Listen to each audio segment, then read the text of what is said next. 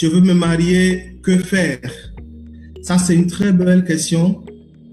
C'est un très beau thème. C'est un thème très important que je prie que le Seigneur puisse nous permettre d'aller dans le détail et de répondre à la plupart de vos questions en tant que jeunes. Le premier impératif, c'est de comprendre d'abord le mariage selon Dieu. Alors, qu'est-ce qu'il faut connaître sur le mariage? La première chose que je pense qu'il faut impérativement connaître sur le mariage, c'est que le mariage est une institution de Dieu. C'est une institution qui est sacrée, frères et sœurs. Aujourd'hui, il est étonnant de voir beaucoup de jeunes qui décident de se marier, mais s'amusent avec les relations. Hébreux 13, le verset 4 nous le dit avec beaucoup d'éloquence. Il dit que le mariage soit honoré de tous et que le lit conjugal soit exempt de toute souillure. Frères et sœurs, croyez-moi, le mariage est sacré. Et si vous voulez vous marier, si vous voulez véritablement vous marier et réussir votre mariage, vous devez éviter l'essayage relationnel.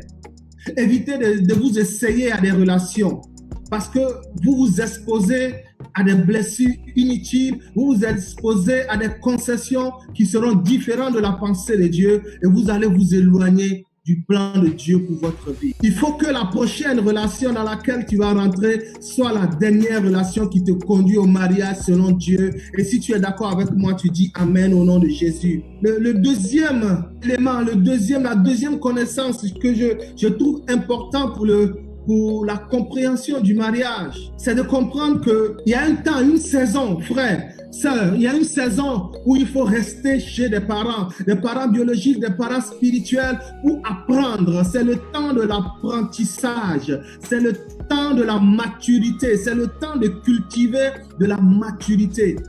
Et ce temps est essentiel. Est-ce que tu es encore dans la saison où il faut rester avec tes parents ou bien tu es déjà dans la saison où tu peux quitter tes parents?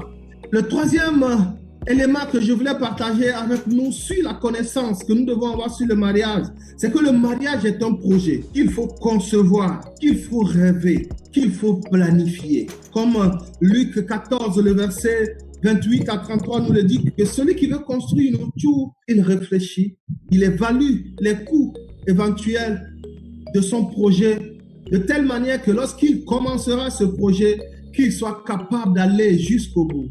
Si tu rêves que ton mariage soit un mariage glorieux qui impacte ton attitude, va être impacté par ce rêve. Et la Bible dit que Dieu connaît chacun d'entre nous, il a un projet de paix et non de malheur pour chacun d'entre nous. Et le mariage fait également partie de ce projet de paix et non de malheur afin de te donner de l'avenir et de l'espérance. Lorsque tu veux te marier, soumets ce projet au Seigneur. Demande au Seigneur quel est son rêve, quel est son plan, quel est son projet pour ton mariage. Et tu verras que ton attitude va être impactée par cette compréhension importante sur le mariage selon Dieu. Le quatrième élément que je voulais partager avec nous, c'est que le mariage ne sera que le reflet, j'allais même dire le reflet amplifié de ce que chacun des conjoints y apporte. Parce qu'en réalité, le mariage va être ce cadre qui va amplifier ce que tu es.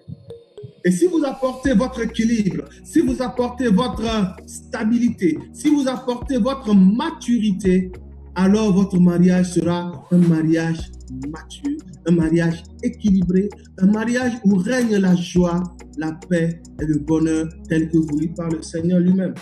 Croyez-moi, et tous les mariés le savent, le mariage va être un cadre de test de ta maturité spirituelle.